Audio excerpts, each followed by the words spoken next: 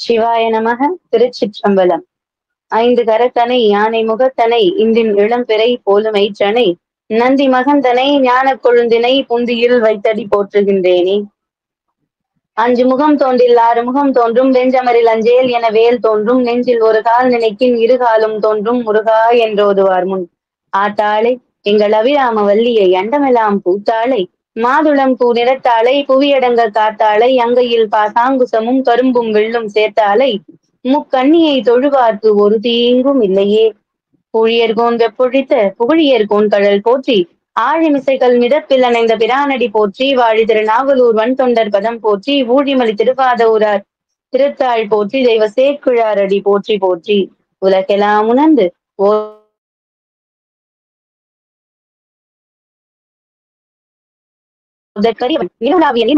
அழகில் சோதியன் என் அம்பலத்து அது அந்த சிலம்பை வாழ்த்தி வணங்குவோம். சிவாய நம. திருச்சிற்றம்பலம். மதுரை சொக்கேச பெருமானின் திருவருள் துணை கொண்டு 31வது படலமாக உளவா கிழி அருளியது, 32வது படலமாக வளையல் விற்றது, 33வது படலமாக அட்டமா சித்தி உபதேசித்தது அப்படின்னு இன்னைக்கு 3 படலங்கள் பார்க்க போறோம். இந்த 3 படலங்களுமே மதுரை சொக்கேச பெருமானின் திருவடியிலும் சமர்ப்பணம். சிவாய நமக. திருச்சிற்றம்பலம். உன்னை சிங்காரித்து உனதழகு பாராமல் என்னை சிங்காரித்து இடர்பட்டேன் சொக்கநாதா சொக்கநாதா சொக்கநாதா சொக்கநாதா சொக்கநாதா உனக்கு பணி செய்ய உந்தனை என்னாலும் நினைக்க வரம் எனக்கு நீதான் நீதான். உனக்கு பணி செய்ய உந்தனை என்னாலும் நினைக்க வரம் எனக்கு நீதான் நீதான். மனக்கவலை நீக்குகின்ற தென்மதுரை நின்மலனே, மனக்கவலை நீக்குகின்ற தென்மதுரை நின்மலனே, எவ்வுலகும் ஆக்குகின்ற சொக்கநாதா எவ்வுலகும் ஆக்குகின்ற சொக்கநாதா சொக்கநாதா சொக்கநாதா சொக்கநாதா சொக்கநாதா. திருச்சிற்றம்பலம். தில்லையம்பலம். 31வது படலமாக உளவா கிழி அருளியது. பாண்டிய மன்னன் குலபூஷணன் மிக அருமையாக அரசாட்சி பண்ணிட்டு வர்றார். பாண்டிய மன்னன் குலபூஷணன். இப்ப அவருடைய ஆட்சி நடந்துகிட்டு இருக்கு. என்னதான் ஒரு ஆட்சி மிக சிறப்பாக அமைஞ்சாலும் அந்த ஆட்சியில வறுமை அப்படின்றது வரக்கூடாது இல்லையா? அந்த வறுமை ஒண்ணு அப்படி வருதுன்னா அதுக்கு யார் காரணம்? அந்த நாட்டு ராஜா காரணம். அப்படி அவர் என்ன பண்ணார் அப்படின்றது இதுல நாம பார்க்க போறோம். குலபூஷணன் மிக அருமையாக ஆட்சி நடத்திக்கிட்டு வர்றார். அவரு சொக்கேச பெருமானிடத்துல அவ்வளவு காதல், அதீதமான காதல். இறைவன் மேல சொல்லி மாளாது அந்த அளவுக்கு காதல் இறைவன் மேல. காதல் இருக்க வேண்டியதுதான், அதுக்காக இப்படி இருக்கக்கூடாதுன்னு நமக்கு உணர்த்தத்தான் இறைவன் இந்த படலத்தையே கொடுத்தாரோ என்னமோ. அப்படி அவர் என்ன பண்ணார் அப்படின்னு கேட்டீங்கன்னா, வேதம் போதும் வேதியர்களை அவமதித்தார். நாம சாமி கிட்ட பேசினாவே நேரடியா கேட்கும். நாம சுவாமி கிட்ட என்ன விண்ணப்பம் வச்சாலும் நடக்கும். நம்ம பக்கத்துலதான் சுவாமி இருக்காரு அப்படின்னும் போது வேதங்கள் ஏன் பாராயணம் பண்ணணும், வேதங்கள் ஏன் போதணும், வேதியர்களை ஏன் மதிக்கணும்ன்ற அந்த சின்ன கர்வம் அவருக்கு வந்தது.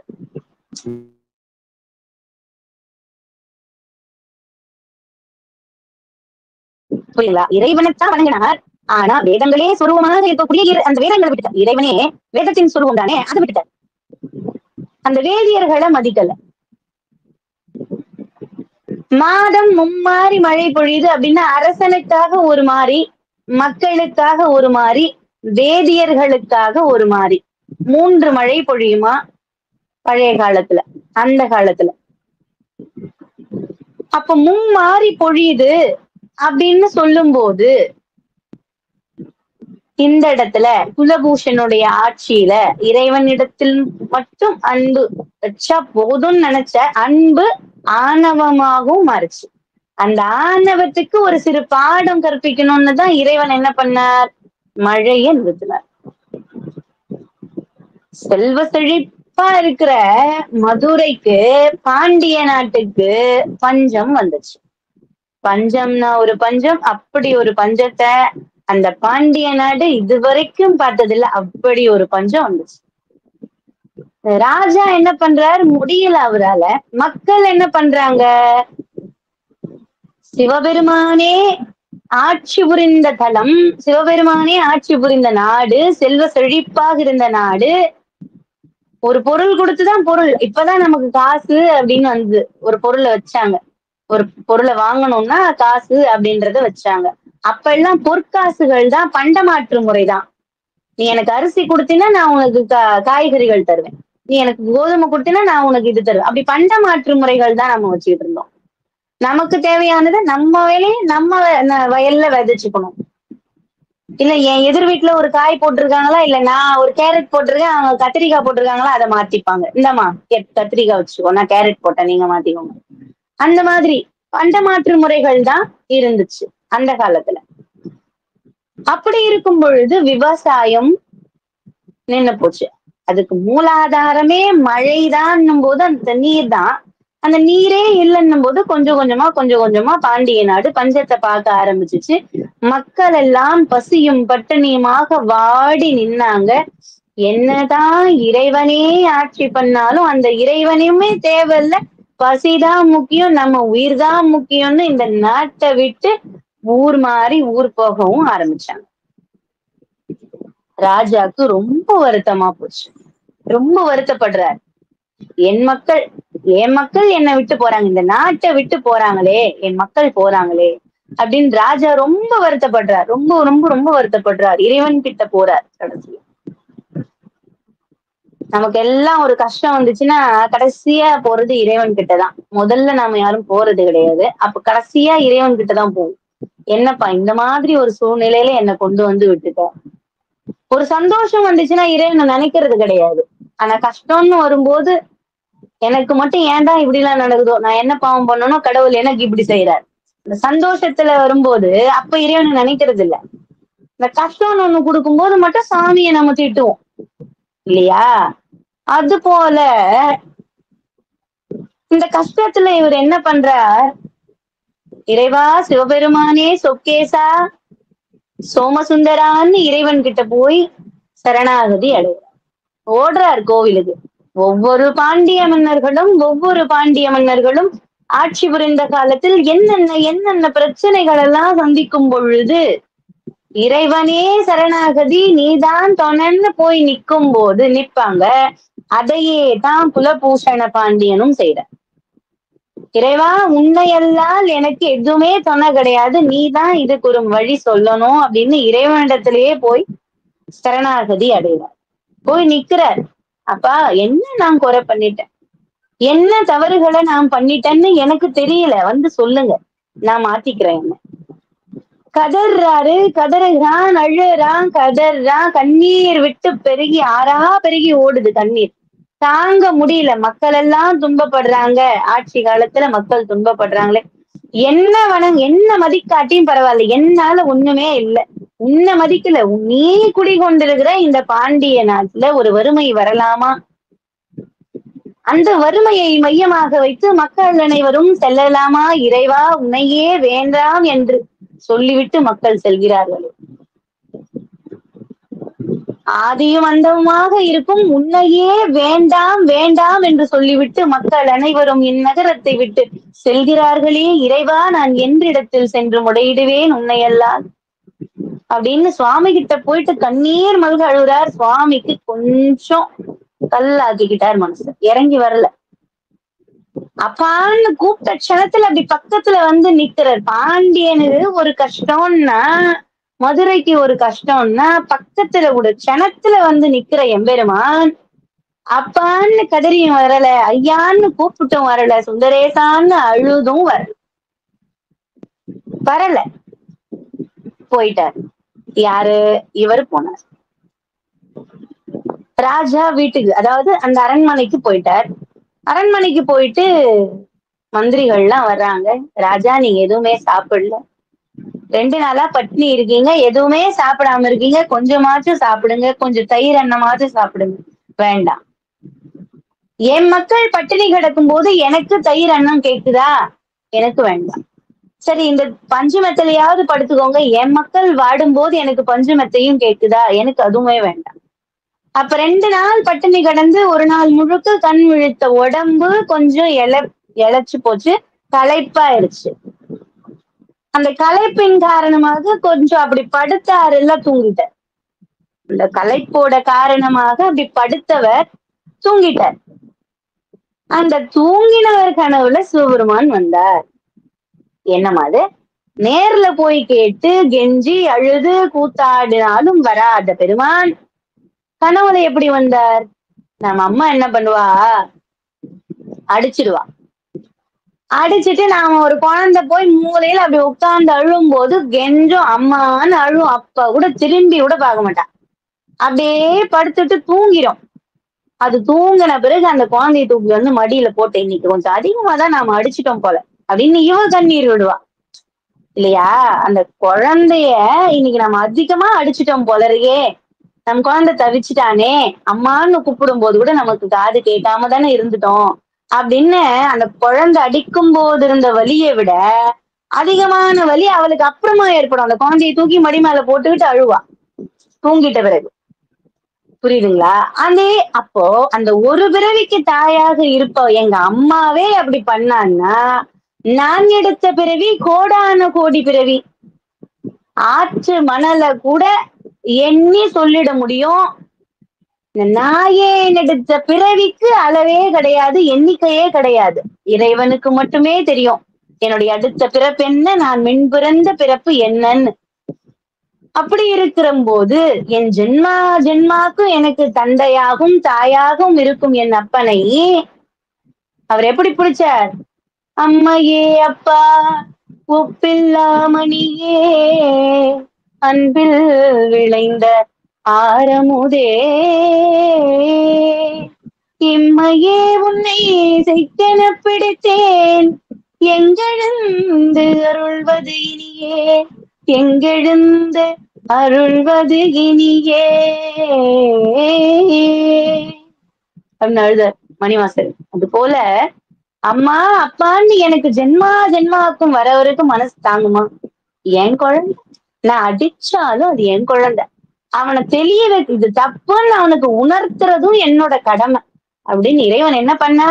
அவனுடைய கனவுல போற, பாண்டியா எழுந்துரு, வருந்தாதே எழுந்துரு, சுவாமி நான் என்ன தவறு பண்ணிட்டேன்னு எனக்கு இப்படி ஒரு தண்டனையை கொடுத்துட்டீங்க அப்படின்னு அவர் கேட்கவும், இறைவன் சொல்றார், சிவபெருமான் சோமசுந்தர கடவுள் சொல்றார், வேதங்களே நானே வேதங்கள், யஜூர் சாம அதர்வன வேதங்களாக மையமாக இருக்கும் நானே வேதங்கள்.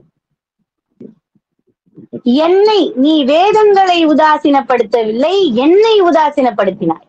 வேதியர்களை உதாசீனப்படுத்தவில்லை, என்னை உதாசீனப்படுத்தினாய். புரியுதுங்களா? அடியார்னே வச்சுக்குவோம் இவங்கள, வேதியர்களையும் அடியார்னே வச்சுக்குவோம்.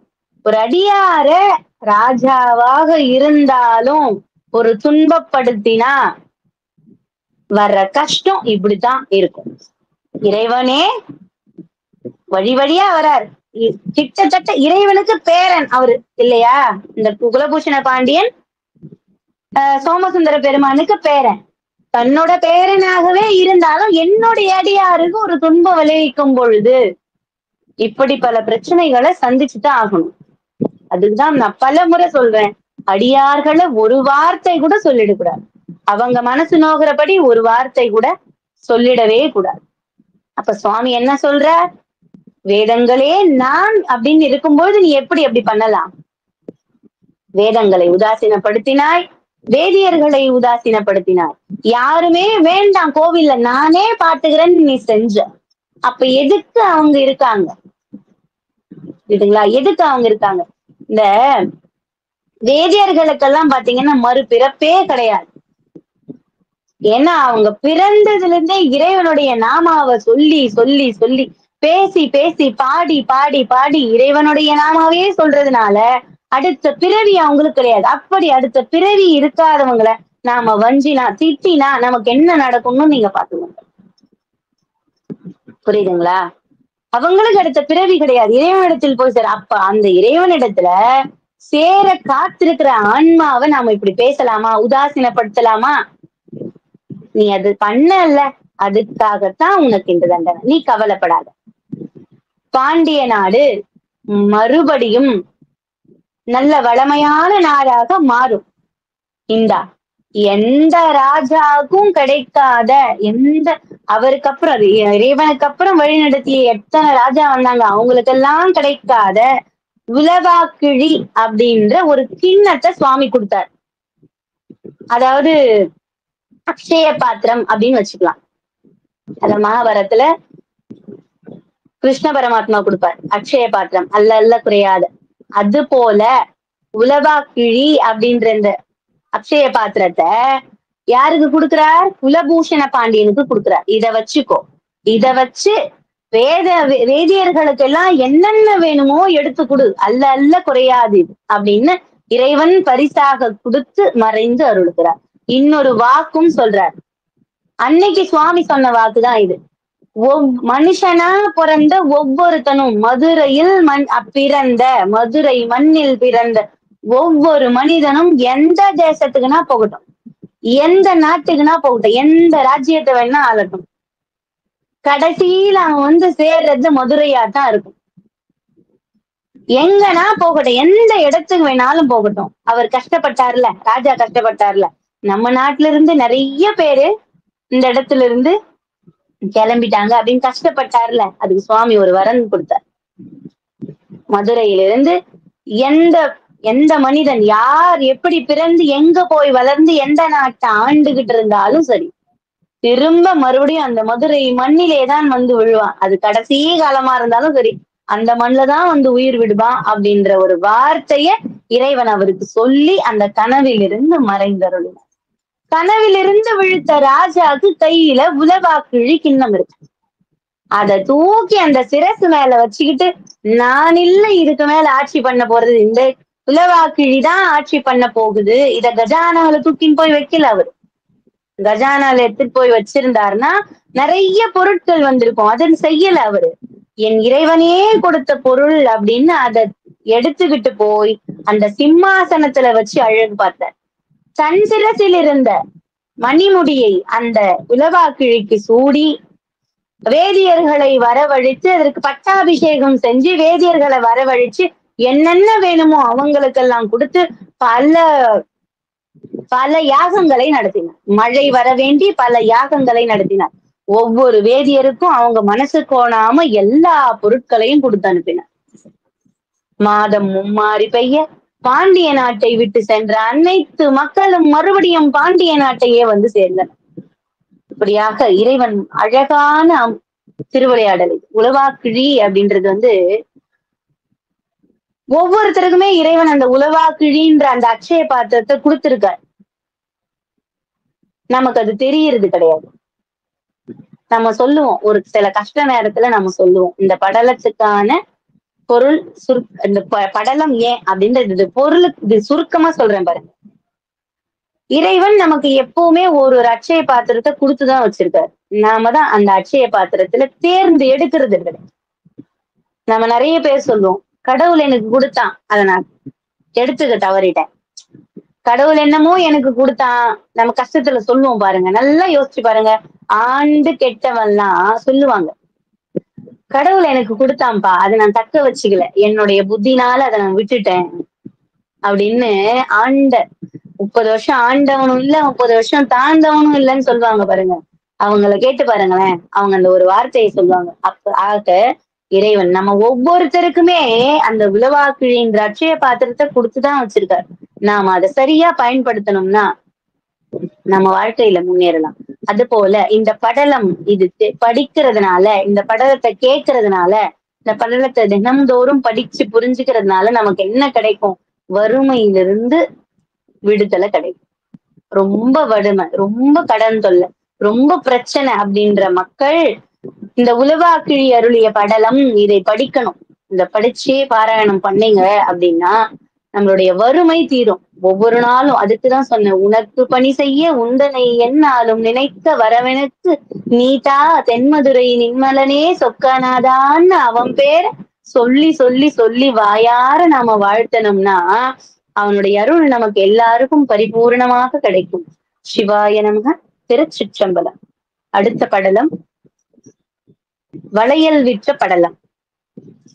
வளையல் விற்ற படலம். இந்த படலத்தை நிறைய பேர் அப்படி எதிர்பார்த்துக்கிட்டு இருப்பாங்க. ஏன்னா இந்த படலம் எல்லாருக்குமே ரொம்ப பிடிக்கும். மதுரையில வளையல் விற்ற படலம்னு ஒரு சிறப்பே இருக்கு. அந்த விழாவும் ஆண்டுதோறும் நடந்துகிட்டு இருக்கு. மதுரையில வளையல் திருவிழா அப்படின்னு ஒண்ணு நடந்துகிட்டு இருக்கு இன்னுமே. அந்த வளையல் விற்றது யார், அந்த வளையல்னா என்ன அப்படின்றது நாம இப்ப பார்க்கலாம். சிவாய நமக. திருச்சிற்றம்பலம். தாருகவனத்து மகரிஷிகள். ஏன் திடீர்னு தாருகவனத்துக்கு போனீங்க அப்படின்னு கேட்டீங்கன்னா, இந்த மகரிஷிகள்லாம் முனிவர்கள் மகரிஷிகள் அப்படின்னு பாத்தீங்கன்னா அவங்க இறைவனே அப்படின்னும் போது இறைவனையே நாம பாக்குறோம், இறைவனிடத்திலே பேசுறோம்னும் போது ஒரு சிறு ஆணவம் அவங்க மனசுல போய் தோணும். நாம கொடுக்கிற அவிர்வாகத்துல யாகத்துல நாம போடுற அவிர்வாகத்துக்கு தான் இறைவனுக்கு சக்தியே வருது. நாம யாகம் பண்ணலைன்னா இறைவனுக்கு சக்தி கிடையாது அப்படின்னு இறைவனையே தாழ்மையாக நினைத்த ஆணவத்திற்காக அந்த ஆணவத்தை அழிக்கணும் அப்படின்னா நான் அந்த இடத்துல ஒழுக்கம் சீர்குலையணும். ஒருத்தவங்க நல்ல சந்தோஷமா இருப்பாங்க, பாத்தீங்கன்னா ஆணவமா இருப்பான். அவங்க வீட்டுல இருந்து எல்லாமே பாத்தீங்கன்னா கரெக்டா சரியா இருக்கும். அவனுடைய ஒழுக்கமானது சீர்குலையணும். அப்பதான் அவனுக்கு ஒரு பிரச்சனைன்னு வரும். அதை வச்சு அவனுக்கு என்ன தண்டனை உண்டோ அது கிடைக்கும் இல்லையா? அப்ப இறைவன் யோசிக்கிறார், மகாவிஷ்ணுவை அழைக்கிறார். மகாவிஷ்ணு மோகினி உருவம் தரிக்கிறார். இறைவன் அழகான பிச்சாடனர் வடிவம் எடுக்கிறார். இந்த வடிவம் எடுத்தாரா? இப்படி எடுத்தவர் என்ன பண்றார், இந்த மதுரை வீதியில வலம் வர நடந்து வர மகாவிஷ்ணுவ ஒரு வீதிக்கு அனுப்பிட்டு அவர் மோகினியா அழகான மோகினியா வடிவெடுத்துட்டார். ஒரு தாருகவன மகரிஷிகளும் ஒரு ரிஷி கூட பத்னி கூட இல்ல, அவங்களுடைய மனைவிகள் கூட இல்ல. எல்லாருமே யாகம் பண்றதுக்காக வனத்துல இருக்காங்க. அந்த வனத்துக்கு மோகினியாக மகாவிஷ்ணுவை அனுப்பிவிட்டு இறைவன் சிவபெருமான் அந்த தாருகவன மகரிஷிகளின் மனைவிமார்கள் எங்க இருக்காங்களோ அந்த வீதிக்கு நடந்து வர்றார். நம்ம சுவாமியோடைய அழகுதான் நான் சொல்லணும். அவர் எப்படி இருப்பார்? ஒரு அம்மா வந்துச்சு, போனார் நேரா ஒரு ரிஷி பத்னி கிட்ட போனார். பவதி பிச்சாந்தேகி அப்படின்னார்.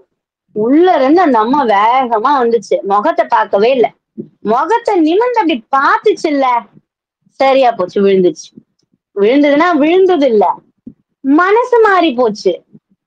அவருடைய அழகுல மயங்கி போச்சு. அப்படியே சுவாமி ஒரு மன்மதன் ஒரு 100 மன்மதன் சேர்ந்தாலும் அந்த இறைவன் தாங்கி வந்த வேடத்திற்கான அழகுக்கு ஈடாக முடியாதான். அந்த அளவுக்கு இறைவன் சுந்தர வடிவில் இருந்தாராம் சுவாமி.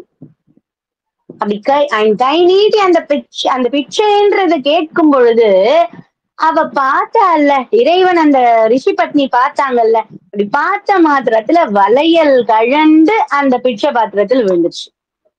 பிச்சை போடுறதுன்றது ஒரு பெரிய விஷயம். தன் கை வலை தன்னை மீறி அந்த பிச்சை பாத்திரம் விழுதுன்னா பார்த்த க்ஷணத்தில் உடம்பு மெலிஞ்சு மனசு உருகி இறைவனிடத்துல போனதுனாலதான் உடம்பும் மெலிஞ்சு போச்சு, தன் கை வலை தன்னை அறியாம அதுல போய் விழுந்துச்சு இல்லையா? அப்படி என்னம்மா அவர் அவ்வளவு அழகா இருந்தார்? யார் கேட்டா? மாணிக்க வாசகர் பெருமான் கேட்டார். வேண்டேன் புகழ் வேண்டேன் செல்வம் வேண்டேன் மண்ணும் விண்ணும் வேண்டேன் பிறப்பிறப்பு சிவம் வேண்டார் தமைனாலும் தீண்டேன் சென்று சேர்ந்தேன் மண்ணு திருப்பெருந்துரை இறைத்தாள் பூண்டேன் புறம் போகேன் இனி புறம் போகல் வட்டேனே. வேண்டாம், பிறப்பும் வேண்டாம் இறப்பும் வேண்டாம், சிவபெருமான் வேண்டான்னு சொல்றவங்களை கூட தீண்டேன், திரும்பி கூட பார்க்க மாட்டேன்னு யாரு சொன்னா? மணிவாசக பெருமான் சொன்னார். வேண்டாம், பிறப்பு வேண்டாம், புகழ் வேண்டாம், செல்வம் வேண்டாம், எதுவுமே வேண்டாம் வேண்டாம் வேண்டாம்னு சொல்ல, பூமியே வேண்டாம் வானமும் வேண்டாம் எதுவுமே வேண்டாம்னு மணிவாசக பெருமான் சொல்லையில நாவுக்கரசு பெருமான் என்ன சொல்லியிருக்கார்? புனித்த புருவமும் கோவை செவ்வாயில் கூமின் சிரிப்பும் பனித்த சடையும் பவழம் போல் மேனியில் பால் வெந்நீரும் இனித்தமுடன் எடுத்த பொற்பாதமும் காண பெற்றார் மனித பிறவியும் வேண்டுவதே இம்மாநிலத்தே, மனித பிறவியும் வேண்டுவதே இம்மாநிலத்தே. என்ன கேட்டார்?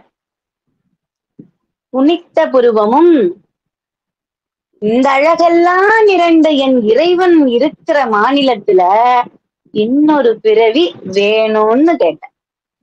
எதுக்கு? அவனுடைய அழகு திருமுகத்தை பார்த்துக்கிட்டே இருக்கணும்னு கேட்டார். இந்த கண் ரெண்டும் போதல, அந்த அழகு திருமுகத்தை நாம் பார்த்துக்கிட்டணும்னு நாவுக்கரசர் பெருமான் கேட்டார் இல்லையா? எப்படி இருப்பாரா சுவாமி? எந்த அழகுல இருப்பாரா? புனித்த புருவம். நம்மளுடைய புருவங்கள்லாம் பாத்தீங்கன்னா அழகாதான் இருக்கும். ஆனா அந்த கோவம்னு ஒண்ணு வரும்போது அப்படி தூக்கிக்கிட்டு நிக்கும். ஒரு சோகம்னு வந்துருச்சுன்னா அப்படி போஞ்சு போயிடும். சோகத்துக்கு ஒரு மாதிரியும், கோபமா இருக்கும்போது ஒரு மாதிரியும், சந்தோஷமா இருக்கும்போது ஒரு மாதிரியும் நம்ம புருவங்கள் மாறுபடும். ஆனா இறைவன் கோபம் கிடையாது, சந்தோஷம் கிடையாது, கவலை கிடையாது, எதுவுமே இல்லைன்ற பட்சத்துல அவனுடைய புருவங்கள் அழகான வளைந்த புனித்த புருவமாக காட்சியளிக்கிறது. இறைவன் எப்படி இருக்கா? புனித்த புருவமும் கொவ்வை செவ்வாயில் குமின் சிரிப்பும். அது என்ன குமின் சிரிப்பு? நிறைய பேர்லாம் பாத்தீங்கன்னா காசு கொடுத்தா கூட சிரிக்க மாட்டாங்க. ஏன்பா உனக்கு ஒரு 10 ரூபாய் தரேன், தயவு செஞ்சு சிரிப்பா. இல்ல இல்ல, சும்மா கூட சிரிக்க மாட்டாங்க. நிறைய பேர் நான் பாத்திருக்கேன், சும்மா கூட சிரிக்க மாட்டாங்க. ஆனா நிறைய பேர் பாத்திருக்கேன் கக்க பக்கம் சிரிச்சுக்கிட்டே இருப்பான். எதுக்குதான் சிரிக்கிறான்னே தெரியாது, காரணமே இல்லாம சிரிப்பான். சிரிக்கணும், சிரிக்காத மாதிரி இருக்கணும். அதாவது இந்த சமூகத்துல எப்படி இருக்கணும்? சிரிக்கணும், சிரிக்காத மாதிரி இருக்கணும். அப்ப இறைவன் எப்படி இருக்கார்? புனித்த புருவமும் கொவ்வை செவ்வாயில் குமின் சிரிப்பு. அதிகமாவும் சிரிக்கல, சிரிச்சுக்கிட்டேவும் இருக்கல, கம்மியாவும் சிரிக்கல, சிரிக்காத மாதிரி ஊனா மூஞ்சாவும் இருக்கல. குமின் சிரிப்பு, அழகான சிரிப்பு. போட்டோக்கு போஸ் கொடுக்குற மாதிரி இருக்காரு சுவாமி. எப்படி? அழகா குமின் சிரிப்பும் புனித்த புருவமும் குமின் சிரிப்பும் கொவ்வை செவ்வாயில் குமின் சிரிப்பும். புரியுதுங்களா? பவழம் போல் மேனியில் சுவாமி எப்படி மேனி? பவழம் போல இருக்கும் சுவாமியுடைய மேனி. தீ கணல், அந்த கணலுடைய நிறம் என்ன? அதுதான் பவழம். அந்த பவழம் போல் இருக்கிற நிறம், அந்த அழகு, என்னுடைய உடம்பு, என் சுவாமியுடைய திருமேனி, இதெல்லாம் நான் பார்த்துக்கிட்டு இருக்கணும் அப்படின்னா இன்னொரு பிறவி கொடுப்பா அப்படின்னு கேட்டாரா நாவுக்கரச பெருமான். அது போல இந்த பெண்கள்லாம் என்ன பண்றாங்க? தாருகவனத்து மகரிஷிகளுடைய பத்னிகள்லாம் என்ன பண்றாங்க? இறைவனை பார்த்த அந்த க்ஷணத்துல அவங்க என்ன ஆகுறாங்க? இறைவன் அழகை கண்ட மையலில் கையில் வலை கழண்டு விழுந்தனவோ இல்லை மங்கையரின் மனதே விழுந்ததோ என்று போல் இருந்ததாம். எப்படி? இறைவனின் அழகை கண்ட மையலில் கையில் வலை கடண்டு விழுந்ததோ இல்லை மங்கையின் மனம் கடண்டு விழுந்ததோன்றது மாதிரி இருந்துச்சாம். ஒவ்வொரு வீட்டுக்கும் போறார். ஒவ்வொரு வீட்டுல இருக்கிற பெண்களும் வர்றாங்க, இறைவனை பாக்குறாங்க. வளையல் தன்னால கழண்டு விழுது. இப்படி ஒவ்வொரு வீட்டுக்கும் போறார்.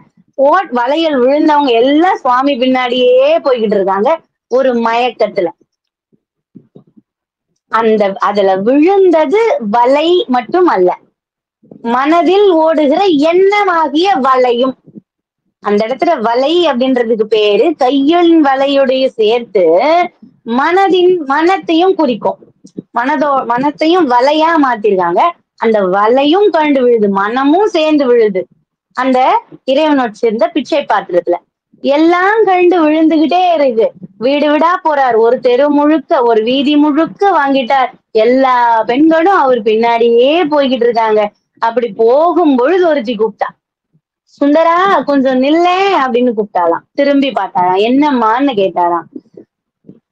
என்கிட்ட இன்னும் 2 வலை இருக்கு, கொஞ்சம் வீட்டுக்கு போய் எடுத்துக்கிட்டு வந்துடுறேன் அப்படின்னு அதையும் கொண்டு வந்து போட்டாராம். அப்படி போட்டவ சுவாமி அப்பயும் எதுவும் பேசல. பக்கத்துல இருந்து ஒருத்தி கேட்டாராம், ஏன் இப்ப வலைய போட்டேன், நாளைக்கு போட்டிருந்தீங்கன்னா நாளைக்கு போடுறேன்னு சொல்லியிருந்தா நாளைக்கு வந்திருப்பாருல்ல, இப்பயே எடுத்துன்னு வந்து போட்டியே அப்படின்னு கேட்டதுக்கு, இல்ல இப்ப இருக்கிறத போட்டுட்டேன், நாளைக்காக இன்னும் கொஞ்சம் வச்சிருக்கேன்னு சொன்னாலாம். நாளைக்கு வருவீங்களா அப்படின்னு கேட்டாராம். கண்டிப்பா வரேன் அப்படின்னு சொல்லிட்டு சுவாமி சொல்லிட்டு வேற வீதிக்கு போயிட்டார். இப்படி ஒவ்வொரு பத்னிகளுடைய வலைகளையும் கழட்டி வாங்கி வாங்கி வாங்கி இறைவன் மறைஞ்சிட்டார். இறைவன் அப்படி போன பிறகுதான் சுய நினைவே அவங்களுக்கு வருது. என்னென்ன, இருங்கடி, இப்பதான் ஞாபகமே வருது, நமக்கெல்லாம் திருமணம் ஆகிருச்சுன்னு, நமக்கெல்லாம் கணவன் இருக்காங்கன்னு இப்பதான் நினைவுக்கே வருது. நம்மளுடைய கற்பை விட்டு நாம வந்துட்டோம், நம்ம கற்பையிலிருந்து நாம அகன்றுட்டோம், நம்மளுடைய ஒழுக்கத்திலிருந்து நாம அகன்றுட்டோமே, இப்படி ஒரு அழகனை பார்த்து நாம மதிமயங்கி போயிட்டோமே, அப்படின்னு அழும்பொழுது, அழ ஆரம்பிக்கும் பொழுது, அந்த கஷ்டத்துல இருக்கும் பொழுது சரியா அவங்களுடைய ரிஷிகள்லாம் வராங்க. அந்த பத்னிகளுடைய கணவன்மார்கள் ரிஷிகள்லாம் வராங்க. பார்த்தா ஒருத்தர் கையில வளையல் இல்ல, மனமும் இல்ல, வளையும் இல்ல.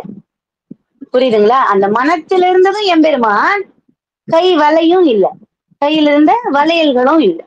அப்ப அவங்களுக்கு எவ்வளவு கோபம் வந்திருக்கும், எவ்வளவு கோபம் வரும். தன்மனை தவிர்த்து பிறர் மனை நோக்கியதால் வந்த கோபம் சாபமாக மாறியும். சாபம் கொடுக்குறாங்க. என்னன்னு, பாறையாக இருக்க கடவீர்கள் அப்படின்னு சாபம் கொடுக்குறாங்க. அந்த ரிஷி பத்னிகள் அத்தனை பேருக்கும் பாறையாக, கற்பாறையாக இருக்க கடவீர்கள் அப்படின்னு சாபம் கொடுக்குறாங்க. சாபம் கொடுத்த மாத்திரத்துல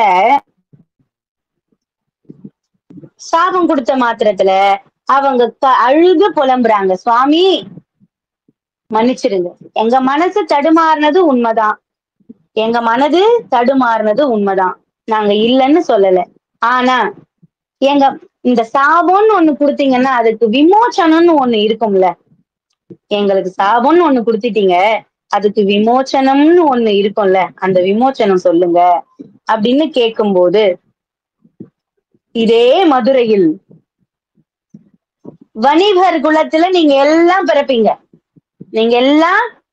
பிறப்பீங்க, அற்புதமான அழகான சுந்தர புருஷன் இறைவனே சுந்தர புருஷனாக வந்து தோன்றுவார். வளையல் விற்கும் வியாபாரியாக வருவார். அவரிடம் சென்று வளையல் அணிந்து கொண்டால் உங்களுடைய பிறவியின் சாபம் நீங்கி சாப விமோசனம் பெறுவீர்கள் அப்படின்னு சொல்லி அவங்க மறையவும், இவங்க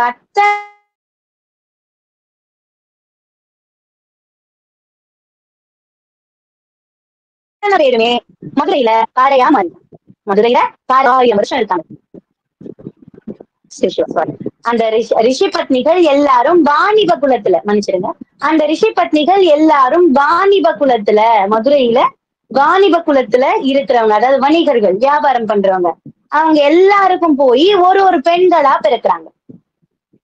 சாரி மன்னிச்சுக்கோங்க, தவறா போச்சு. அதாவது அந்த ரிஷி பத்னிகள் அவங்க என்ன சாபம் தராங்க, நீங்க மதுரைக்கு போ. உங்களுக்கு சாபமே இதுதான். மதுரையில வாணிபம் செய்யும் ஒவ்வொருத்தருக்கும் ஒவ்வொருத்தரா மகளா பிறப்பீங்க. வளையல்காரராக சுந்தர புருஷனாக எம்பெருமானே வந்து வளையிட உங்களின் சாபம் விமோசனம் அடையும்னு சொல்ல, இவங்களும் அதே போல ஒவ்வொருத்தருக்கும் மகளாக பிறந்து நாளொரு மேனி பொழுதொரு வண்ணமுமாக வளர்ந்து பருவமடைந்து அழகான பெண்களாக இருக்காங்க. புரியுதுங்களா? பருவமடைந்து அழகான பெண்களாக இருக்காங்க. அப்ப இறைவன் திருவுளம் புரிகிறார். எப்படி? அப்படியே ஒரு சரியா ஒரு வளையல்கார பார்த்தா எப்படி இருக்குமோ அதே போல ஒரு கயிறு எடுத்து அந்த கயிறுல என்னென்ன வளைகள் இருக்கோ என்னென்ன வளையல்கள் இருக்கோ அந்த வளையல்கள் எல்லாம் போட்டுக்கிட்டாரு. அந்த கயிற்றுல வளையல்கள் எல்லாம் கட்டி தன்னுடைய 2 தோள் மேல வளையல் எல்லாம் பூட்டி ஒரு வளையல் செட்டியார் போல அந்த மதுரை வீதியில வலம் வரார். நடந்து வரார் சுவாமி. நம்ம இப்போ ரீசன் அதை பார்க்கணும்னு பாத்தீங்கன்னா, நம்ம எம்ஜிஆர் ஒரு படத்துல நடிச்சிருப்பாரு. கல்யாண பொண்ணு கண்ணான கண்ணு கொண்டாடி வரும் வளையல், அம்மா பூவோடு வருதே பொட்டோடு வருதே சிங்கார தங்க வளையல், சங்கு வளையல் தங்க வளையல் முத்து முத்தான வளையலுங்க அப்படின்னு அழகா அவர் பாடிக்கிட்டே வருவார். அந்த காட்சி அதை எனக்கு ஞாபகப்படுத்துச்சு. புரியுதுங்களா? சுவாமி எப்படி அந்த வளையலை விற்கிறாரு அப்படின்னு கேட்டீங்கன்னா, அந்த வளையலை எப்படி எடுத்துக்கிட்டு வர்றாரு அப்படின்னா, ஆன்மாக்களை ஒவ்வொரு வளையும் ஒவ்வொரு ஆன்மா, ஒவ்வொரு ஆன்மா, ஒவ்வொரு வளையும் ஒவ்வொரு வளைகளும் ஒவ்வொரு ஆன்மா பிறவி என்ற கயிற்றில் கட்டி அந்த ஆன்மாவை பிறவி என்ற கயிற்றில் கட்டி பிறவி வேண்டுமா, பிறவி வேண்டுமா, பிறவி வேண்டாமா, பிறவி வேண்டுமா, பிறவி வேண்டுமான்னு கேட்கிற மாதிரியே இருக்கான். அந்த வளையல் எடுத்துக்கிட்டு அந்த வீதியில வரும் பொழுது பிறவி வேண்டுமா அப்படின்னு கேட்கிற மாதிரியே இருக்கான். அவங்களுக்கெல்லாம் வளையல் வேணுமா, வளையல் வளையல் வளையோ வளை வளை வளைன்னு அப்படி வித்துக்கிட்டே வரும்போது இந்த பெண்கள்லாம் அதுக்காகவே காத்துக்கிட்டு இருந்தது போல ஓடி வராங்களாம். அந்த முன் ஜென்மாவுடைய பழக்கம் இந்த ஜென்மால இருக்கு பாருங்க. அந்த கேட்ட க்ஷணத்துல ஒரு மந்திரம், அம்மான்னு நம்மள கூப்பிட்டா நம்ம அம்மா கூப்பிடுவா எங்க இருந்தாவது, நம்ம பேரை சொல்லி ஏமா எங்கம்மா இருக்கேன்னு கூப்பிட்டா இத வந்துட்டேமான்னு ஒரு குரல் கொடுப்போம்ல, அது போல வளையல் வளையல் வளையல் வாங்கலையோ வளையல் வாங்கலையோன்னு சுவாமி அப்படி கூவிக்கிட்டே வரும் பொழுது எல்லாரும் அந்த ரிஷி பத்னிகளா பிறந்த எல்லா பெண்களும் ஓடி வந்தாங்களா சுவாமியை தேடி. எனக்கு வலை போட்டு விடுங்க, எனக்கு வளையல் போடுங்க, எனக்கு வளையல் போடுங்க அப்படின்னு ஓடி வந்தாங்களா சுவாமி கிட்ட. அப்படி கை நீட்டி எனக்கு வளையல் போட்டு விடுங்க, எனக்கு வளையல் போட்டு விடுங்க அப்படின்னு சொல்லிட்டு ஒரு அம்மா மட்டும், ஒரு பெண் மட்டும் என்ன பண்ணாலாம், கை நிறைய வளையல் போட்டிருந்தாராம். சுவாமி கேட்டாராம். நிறைய பேர் அவர் அழகுல போன முறையும் அதேதான் பண்ணாங்க. அந்த அழகுல மயங்கி அப்படி சொக்கி நின்றுட்டு இருந்தாரு. சொக்கநாதர் தானே அவர், இறங்க அழகுல மயங்கலன்னா எப்படி? சொக்கி நின்னுகிட்டு இருக்கும்போது ஒரு பொண்ணு கேட்டாலாம், எனக்கு வளையல் போடுங்க அப்படின்னு கேட்கும்போது சுவாமி சொன்னாராம், ஏமா நீதான் கை நிறைய வளையல் போட்டிருக்கியே, 2 கை நிறைய வளையல் போட்டிருக்கிய, இன்னமும் உனக்கு வளைவி வேண்டுமா அப்படின்னு கேட்ட க்ஷணத்துல இவ என்ன பண்ணாலாம், ஒரு செவத்துல போய் அந்த வளையலெல்லாம் இடிச்சு உடைச்சிட்டாலாம். இப்ப என் கை வந்து பாத்தீங்கன்னா சுத்தமாயிருச்சு, கையில வளையலே இல்லை, நீங்க வளையல் போட்டு விடுங்க, எனக்கு வளையல் போடுங்க அப்படின்னு கேட்டாலாம். சுவாமி சிரிச்சுக்கிட்டே சொன்னாராம், அந்த வளையை கழட்டி வச்சுட்டு வேற வளையல் போடுங்கன்னு சொன்னா நான் முதல்ல கழட்டி இருப்பேன்ல. சுவாமி என்ன சொன்னாங்க, அந்த வளைவிய கழட்டி வச்சுட்டு வேலை வளைவி போடுங்க அப்படின்னு சொல்லியிருந்தா கழட்டி போட்டிருப்பேன்ல, அதிக அவசரப்பட்டுட்டியேமான்னு சுவாமி சொன்னாரா. அப்படி ஒவ்வொரு பெண்களுக்காக ஒவ்வொரு பெண்களுக்கா சுவாமி அந்த வளையல் போட போட போட போட அவங்களுடைய சாபம் விமோச்சனம் ஆச்சு. அவங்க மறுபடியும் இறைவனுடைய திருவடியே போய் சேர்ந்தாங்க. அந்த சாபம் அந்த இடத்துல அவங்களுக்கு நீங்க பெற்றது. இந்த இந்த எடுத்த பிறவி, அதாவது இந்த வளையல் விற்ற படலம் அப்படின்றதுக்கான கருத்து என்னன்னா, இன்னைக்கும் மதுரையில வளையல் விற்கிற திருவிழா நடக்குது. அந்த திருவிழால வளையல் செட்டியார்லாம் வருவாங்க, வளையல் போட்டு விடுவாங்க. அதுக்கான காரணம், அதுக்கான முக்கியமான அர்த்தம் என்னன்னா, என்னுடைய பிறவி போதும், நான் எடுத்த பிறவி போதும், இந்த பிறவி என்ற பெருங்கடலை நான் மிக மிக நீந்தி நீந்தி வந்து கொண்டே இருக்கிறேன்.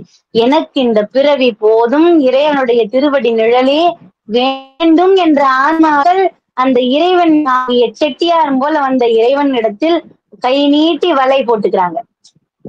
அந்த பிறவி என்ற பெருங்கடலை நீந்த சொக்கேச பெருமானை தவிர்த்து வேற எந்த தெய்வமும் நமக்கு தர முடியாதுன்றதை காட்டுறதுக்கு தான் இந்த பாடல்.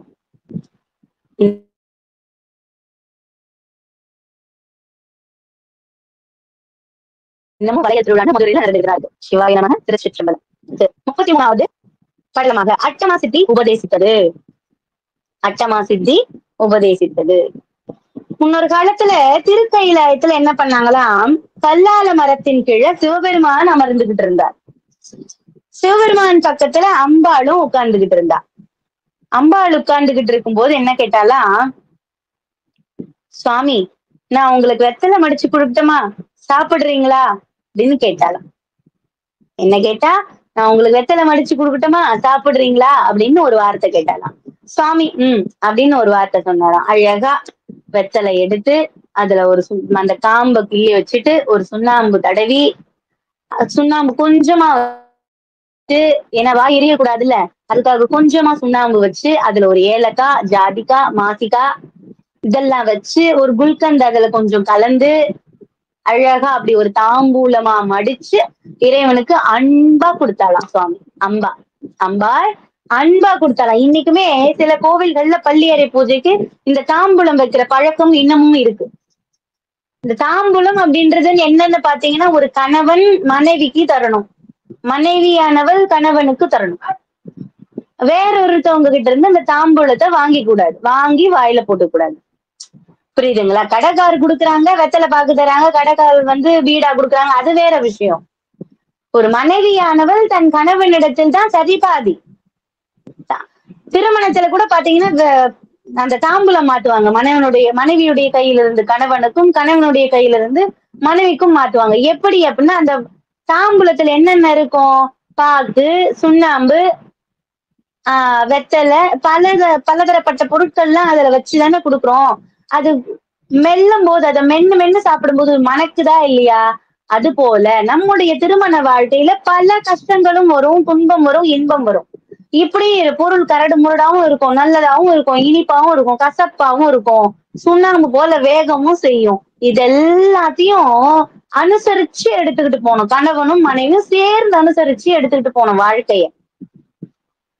அப்பதான் அது இனிக்கும், அந்த தாம்பூலமானது இனிக்கும். அது போல அதுக்குதான் தாம்பூலம் கொடுக்கறது. ரெண்டு பேரும் ஒன்னா அதெல்லாம் கலந்தாதான் ஒரு இனிப்பு கிடைக்கும் நமக்கு, இல்லையா?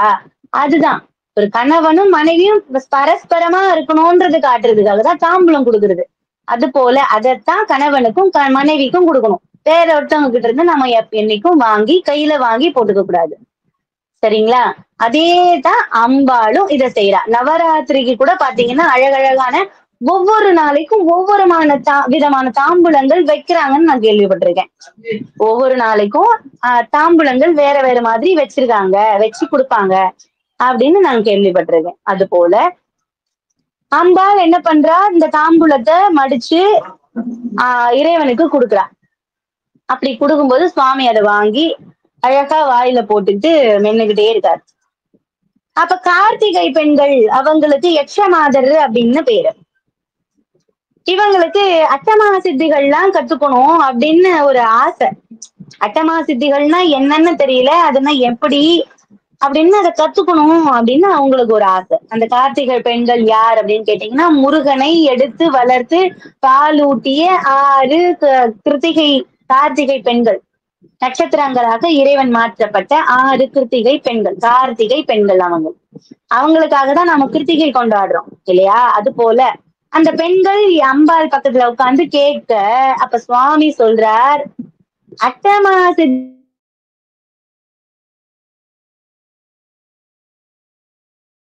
சித்திகள் அனைத்தும் பெற்றவள் அம்பாளே. பாருங்க, ஒரு கடையை விட்டு கொடுக்கூடாதுன்றதுக்காகவும் இது உண்டு. என் மனைவிக்கே தெரியும். அப்ப அந்த பொருள் எங்க பாருங்க, அண்ணா நான் இப்ப வெளிய இருந்து யாராவது வருவாங்க, அண்ணா இந்த சாமான் எங்கனா இருக்கு, இந்த பொருள் எங்கனா இருக்கு, இருப்பா என் மனைவிக்கு தான் தெரியும், அவ வந்தாதான். அப்ப அந்த இடத்துல இறைவனே இருந்தாலும் மனைவியே விட்டு கொடுக்கல இல்லையா? அது போல சுவாமி என்ன சொல்றார், அண்டாண்ட கோடி பிரம்மாண்டங்களை படைத்த இறைவன் அட்டமா சித்திகள் அம்பாளுக்குதான் கைவசம். அம்பாளுக்கு மட்டும்தான் அது வசப்படும்னு ஒரு வார்த்தை சொன்னார். அப்படி சொன்னாரா? சுவாமி சொன்ன வேகத்துல அந்த கார்த்திகை பெண்கள் அப்படி திரும்பி அம்பாளை பார்த்தாங்க.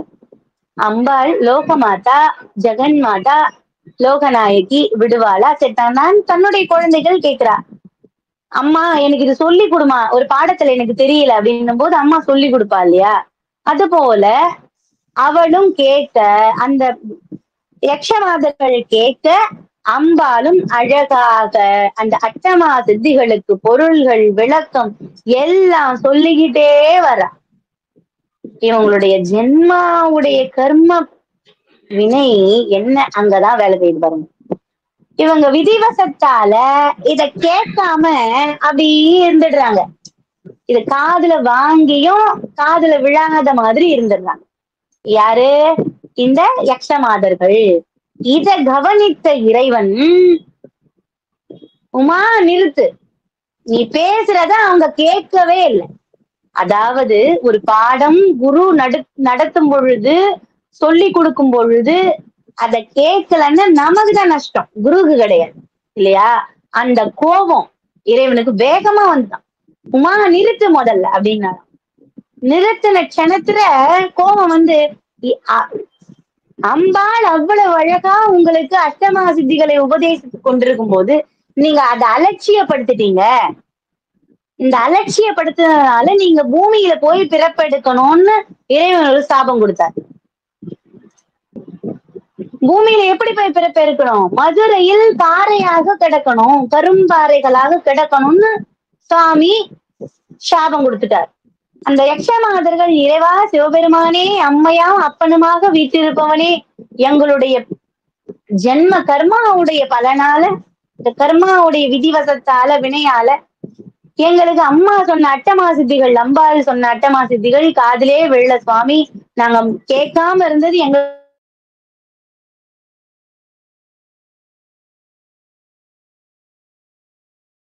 தவறுதான், மிகப்பெரிய தவறுதான்.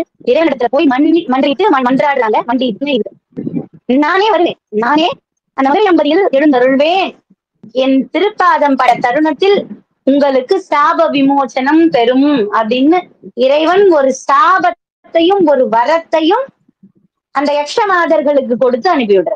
இந்த யக்ஷமாதர்களும் மதுரையம்பதியில பாறைகளா வந்து கிடக்குறாங்க. 6 பேரும் 6 பாறைகளா புதஞ்சு கிடக்குறாங்க. அது மேல் சரகு விழ, இலைத்தழைகள் விழ, மணல் விழ, மழை பட, வெயில் பட, 1000 வருஷத்துக்கு அது மேல பட்டுக்கிட்டே இருக்குன்னா அது எவ்வளவு உள்ள போயிடும். அது மேல மேல பட்டு பட்டு பட்டு பட்டு அந்த பாறைகள் உள்ள போயிடுச்சு. அது அங்க பாறை இருக்குன்ற விஷயமே யாருக்குமே தெரியாது. இறைவன் சிவபெருமான் தயாபரன் கருணாமூர்த்தி, கருணையே வடிவான சிவபெருமான் தயை புரிந்து அழகாக அந்த மதுரை வீதியில் ஒரு சித்த புருஷர் போல நடந்து வரார். எப்படி நடந்து வரார்? ஒரு சித்த புருஷர் போல அழகா அப்படி தன்னுடைய பாதத்தை, திருப்பாத கமலங்களை அப்படி எடுத்த வண்ணம் மதுரையில் மெல்ல மெல்ல மெல்ல நடந்து வந்த க்ஷணத்துல ஒரு மரத்துக்கு கீழே நிக்கிறார்.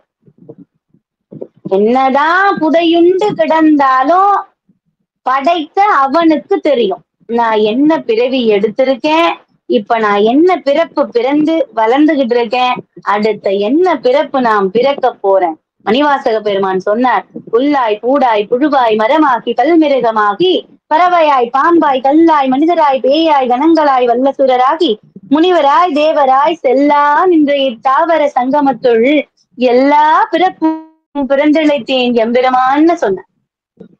அது போல நான் எடுத்த பிறவி எல்லாம் என் இறைவனுக்கு தெரியும், எங்க அப்பனுக்கு தெரியும் இல்லையா? அப்ப நான் பாறையாக இருந்தாலும், நான் புதையுண்ட நிலையில் இருந்தாலும், அதுக்குள்ள இருக்கிற அந்த பாறைக்கு கூட உயிர் இருக்கு.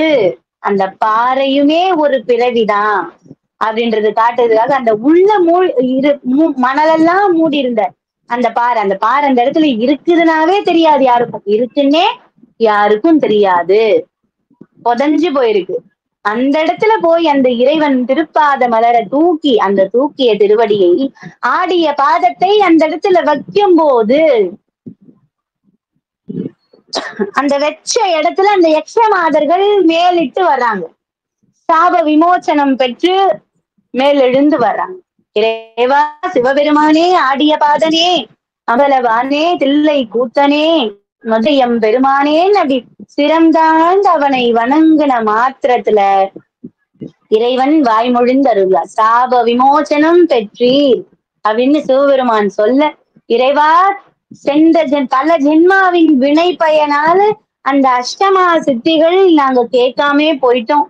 உங்களுடைய திருவாய் மலர்ந்து அதை உபதேசம் செய்தீர்களானால் எங்களின் பிறப்பு இனி வரும் பிறப்பு அனைத்திற்கும் அதை நாங்கள் மதித்து வணங்குவோம் அப்படின்னு மறுபடியும் ஒரு முறை இறைவனிடத்துல உபதேசம் கேட்கிறாங்க. இறைவன் திருவாய் மலர்ந்து அந்த அட்டமா சித்திகளை யக்ஷமாதர்களுக்கு உபதேசம் செய்தருள்கிறார். அப்படி என்ன அந்த அட்டமா சித்திகள் அப்படின்னு கேட்டா, அனிமா, மகிமா, கரிமா, லகிமா, பிராப்தி,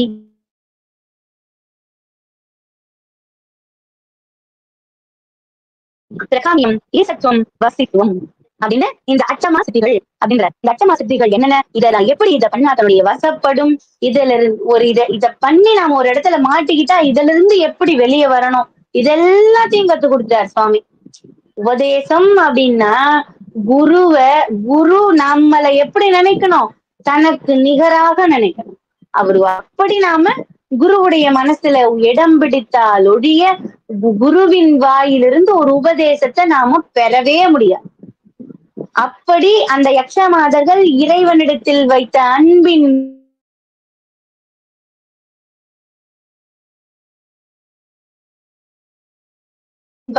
இறைவன் அட்டமா சித்திகளை அவர்கள் வசப்படுத்துகிறார், சொல்லிக் கொடுத்தார். அந்த அட்டமா சித்திகள்ல அப்படின்றது அணுவை போல சிறிதான தேகத்தை அடைதல். மகிமா அப்படின்றது மலையை போல் பெரிதாதல். லகிமா அப்படின்றது காற்றை போல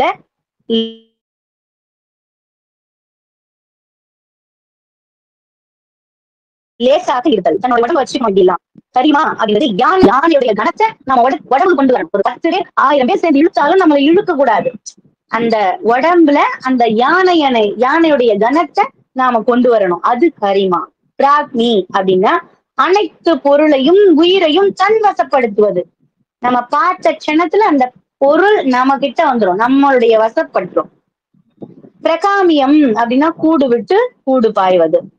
ஈசத்துவம் தேவர்களுக்கு ஆணை செலுத்துவது, தானே சிவமாகி ஆணை செலுத்துவது. தேவர்கள் இத்தனை இந்த அட்டமா சித்திகள்ல 6 சித்திகள் வசப்பட்டாலும் 7வது சித்தியான ஈசத்துவம் வசப்படில் இறைவனான தன்மையும் கிடைக்கும். தேவர்கள் நம்மளுடைய ஆணைக்கு இணங்குவார்கள். வசித்துவம் அனைத்தையுமே வசப்படுத்துவது வசித்துவம் அப்படின்னு பேரு. இந்த அட்டமா சித்திகள் கைப்பெற்ற ஒவ்வொருவரும் ஒவ்வொரு சித்தராவார்கள். இந்த அட்டமா சித்திகளை வசப்படுத்திய எல்லாரும் சித்த பெருமக்கள். சித்தன் போக்கு சிவன் போக்கு, இத வசப்படுத்தின எல்லாரும் சிவபெருமானாகவே திகழ்வாங்க. ஆசை இருக்காது, அன்பு இருக்காது, கோபம் இருக்காது, எதுவுமே அவங்க கிட்ட இருக்காது. இதுதான் இறைவன் அந்த யக்ஷமாதர்களுக்கு அட்டமா சித்திகளை உபதேசித்ததின் பலன். இத படிச்சு இந்த அட்டமா சித்திகள் இத உபதேசித்த இந்த படலத்தை கேட்கிறவங்களுக்கு படிப்பு நல்லா வரும். படிப்புல சிறந்து விளங்கணுமா, இந்த அட்டமா சித்தி உபதேசம் பண்ண இந்த படலத்தை படிக்கணும், கேட்கணும். சிவாய நமக. திருச்சிற்றம்பலம். இந்த 3 படலங்களும் மதுரை சொக்கேச பெருமானின் திருவடி நிழலில் சமர்ப்பணம் செய்கிறோம். சிவாய நமக. திருச்சிற்றம்பலம். குருவருள் ஆன்மீக மையத்துக்கு நன்றிகள். வான்முகில் வளாது பெய்க, மலிவளம் சுரக்க, மன்னன் கோன்முறை அரசு செய்க, குறைவிலாது உயிர்கள் வாழ, நான்மறை அறங்கள் ஓங்க, நற்றவம் வேள்வி மல்க, மேன்மைக்குள் சைவ நீதி விளங்குக உலகமெல்லாம். சிவாய நமக. திருச்சிற்றம்பலம். வான்முகில் வளாது பெய்க, மலிவளம் சுரக்க, மன்னன் கோன்முறை அரசு செய்க, குறைவிலாது உயிர்கள் வாழ, நான்மறை அறங்கள் ஓங்க, நற்றவன் வேள்வி மல்க, மேன்மைக்குள் சைவ நீதி விளங்குக உலகமெல்லாம். தென்னாடுடைய சிவனையை போற்றி எந்நாட்டவர்க்கும் இறைவா போற்றி ஏகம்பத்துரை எந்தாய் போற்றி பாகம் பெண்ணுரு மானாய் போற்றி அண்ணாமலை என் மன்னா போற்றி கண்ணார் அமுதக் கடலையை போற்றி ஆடகமதுரை அரசை போற்றி கூடலிருந்து குருமணி போற்றி கைலை மலையானே போற்றி போற்றி சிவாய நமக திருச்சிற்றம்பலம்.